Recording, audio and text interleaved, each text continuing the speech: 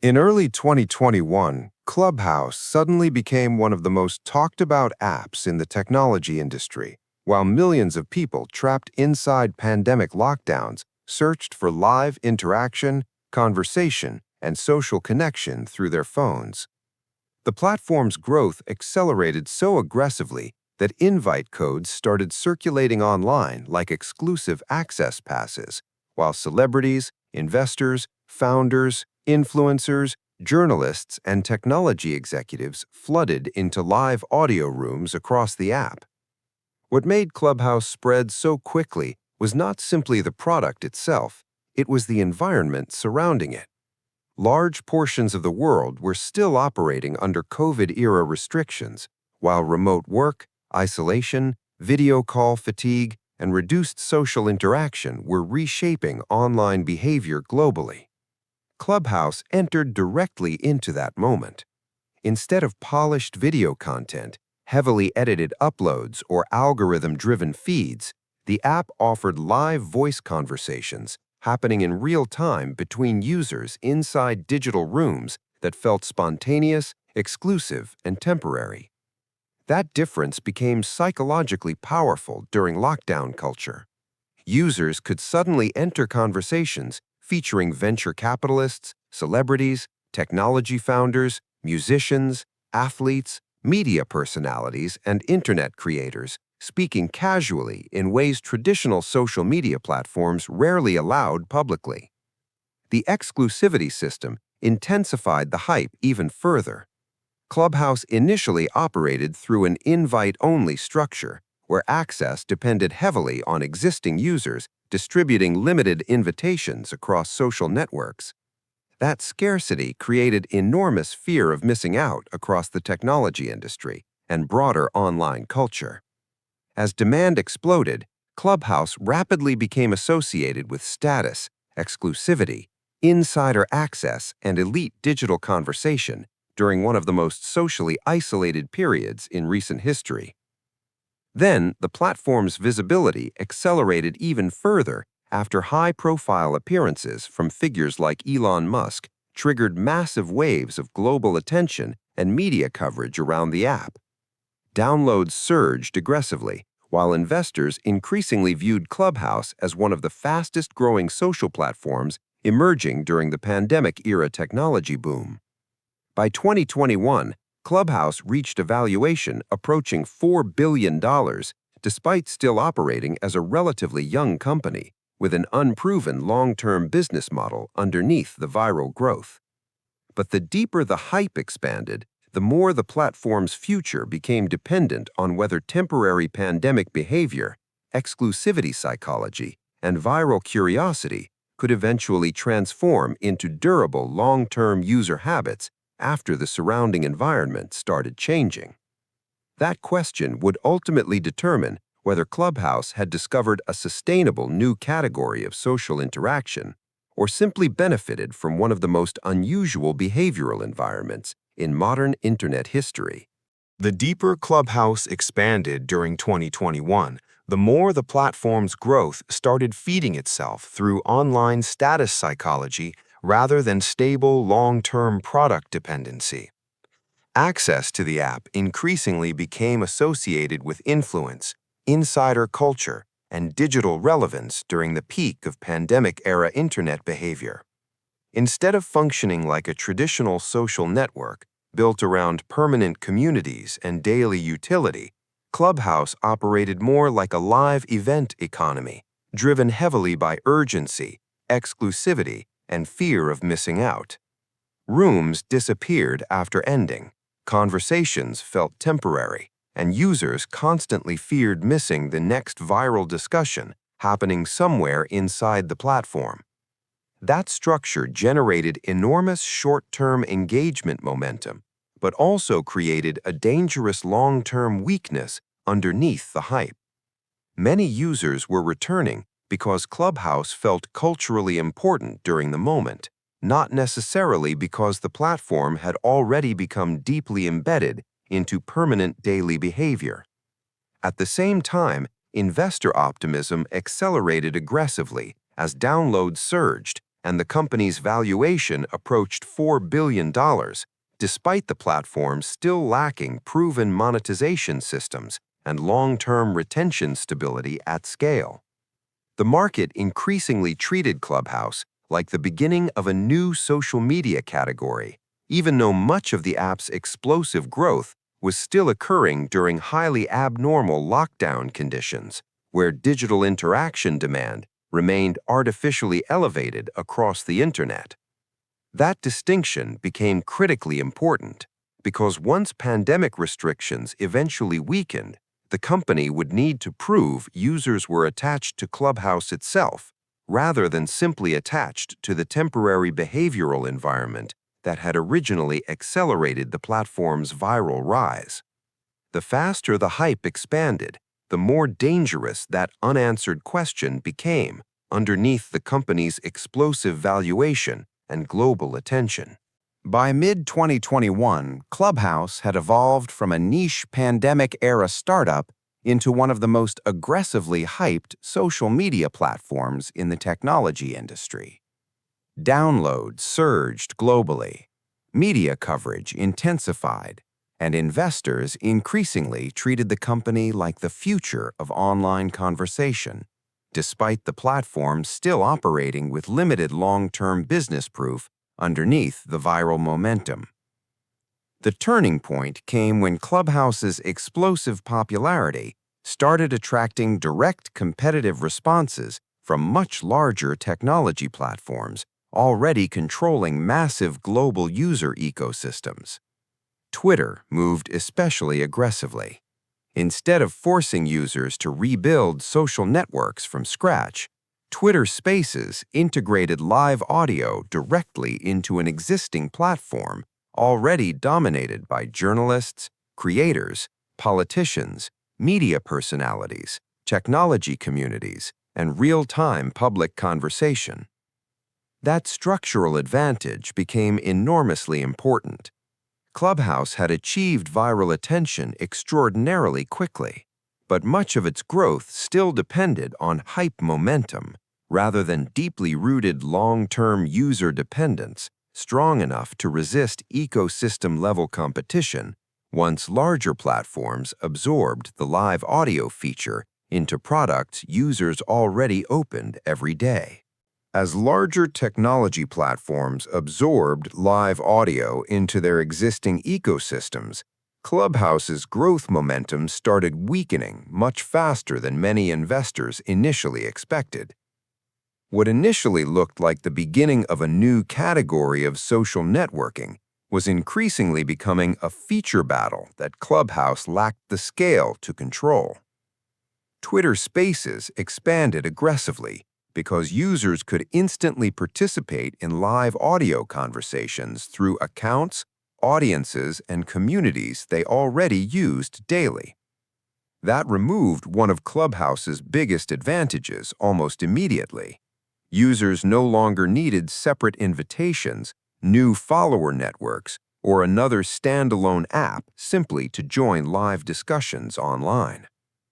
Discord strengthened its position differently. Instead of chasing viral hype, Discord continued building persistent voice-based communities already deeply embedded into gaming groups, creators, fan communities, and long-term digital interaction. Clubhouse struggled in comparison because much of its engagement depended on temporary event-driven attention rather than durable community infrastructure capable of sustaining consistent daily usage. At the same time, the broader internet itself was starting to normalize after peak lockdown conditions began fading globally. People returned gradually toward offices, travel, nightlife, universities, conferences, restaurants, and in-person social interaction that had previously disappeared during the height of the pandemic. That shift started weakening the extreme digital engagement environment that originally accelerated Clubhouse's viral rise. The platform now faced pressure from both directions simultaneously. Competition was becoming stronger, while the abnormal behavioral conditions that fueled Clubhouse's explosive growth were slowly disappearing. That combination exposed a major structural reality underneath the company's earlier hype cycle. Clubhouse had successfully captured massive attention during a unique historical moment, but maintaining long-term dominance became dramatically harder once larger ecosystems copied the feature and the surrounding behavioral environment stopped artificially amplifying demand. As Clubhouse's momentum weakened during late 2021 and 2022, the platform's earlier growth story started collapsing much more visibly across the technology industry and financial markets. Download numbers declined aggressively, while public attention surrounding the app faded far faster than many investors had originally expected.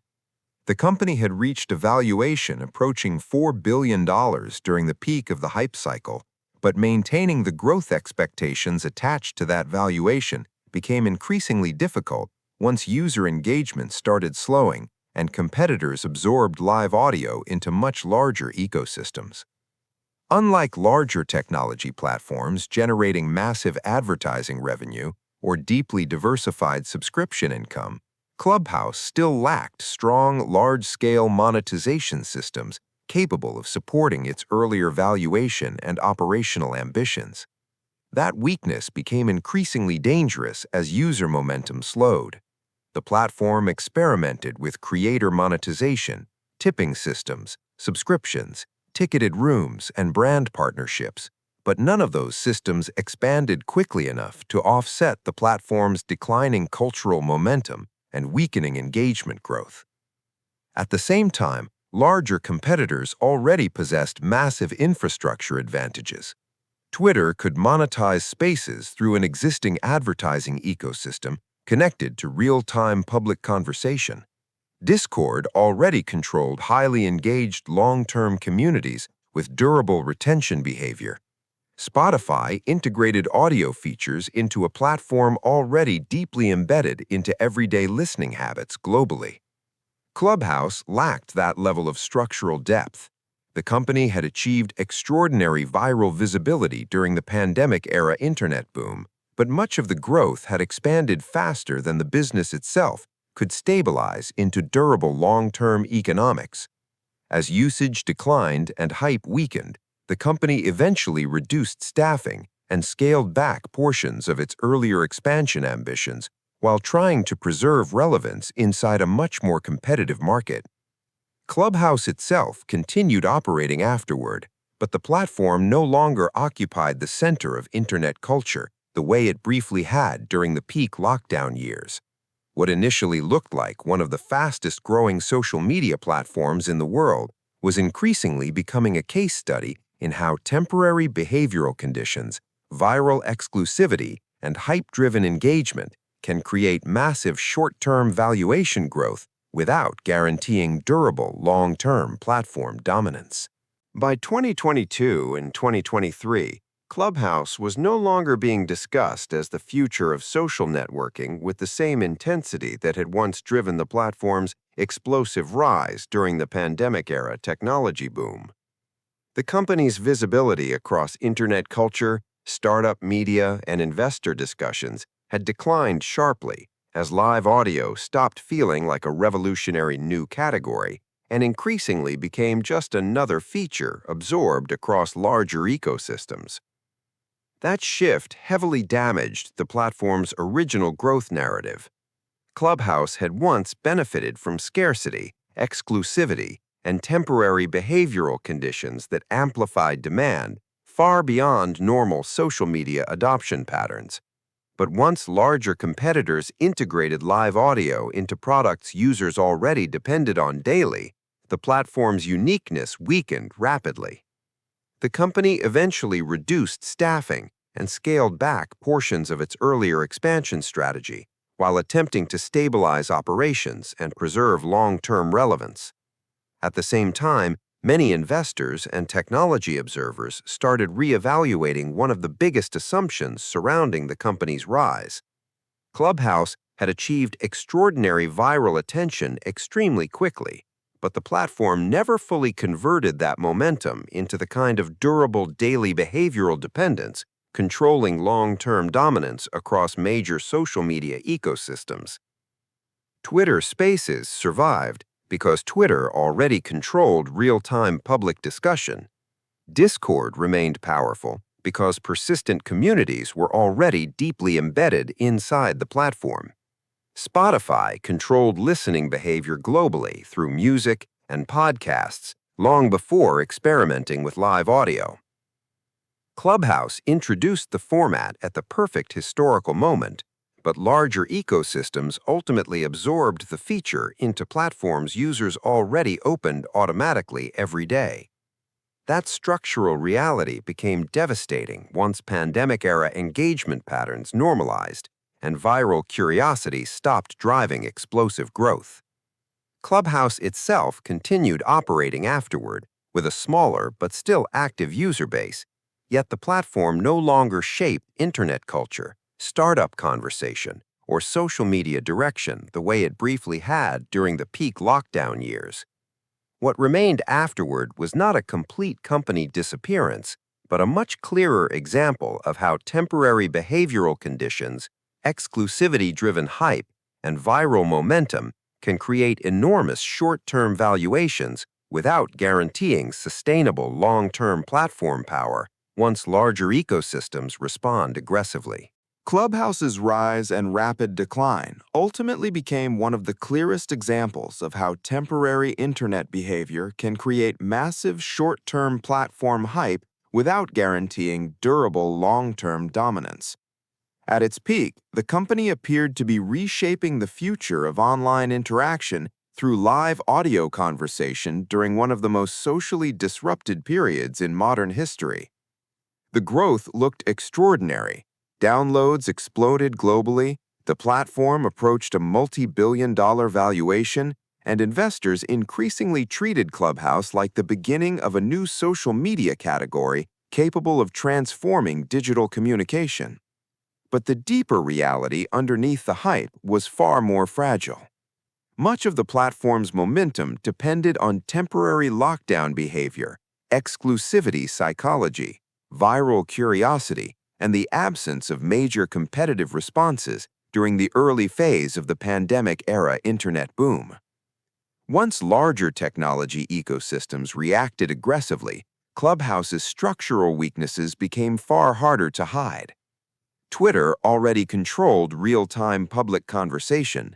Discord already controlled persistent voice communities. Spotify already controlled global audio behavior. Clubhouse introduced the format first, but larger platforms absorbed the feature into ecosystems users already depended on daily, while offering stronger retention systems, deeper creator infrastructure, larger user bases, and more durable monetization models simultaneously. At the same time, the world itself normalized.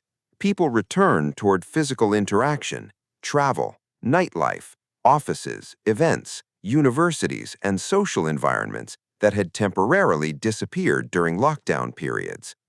That behavioral shift weakened the extreme online engagement conditions that originally accelerated Clubhouse's explosive rise.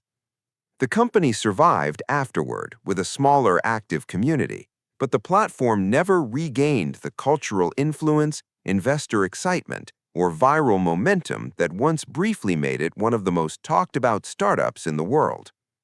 Clubhouse ultimately proved that going viral during an unusual historical moment is not the same as building a platform capable of defending long-term dominance once competition intensifies and user behavior returns closer to normal conditions.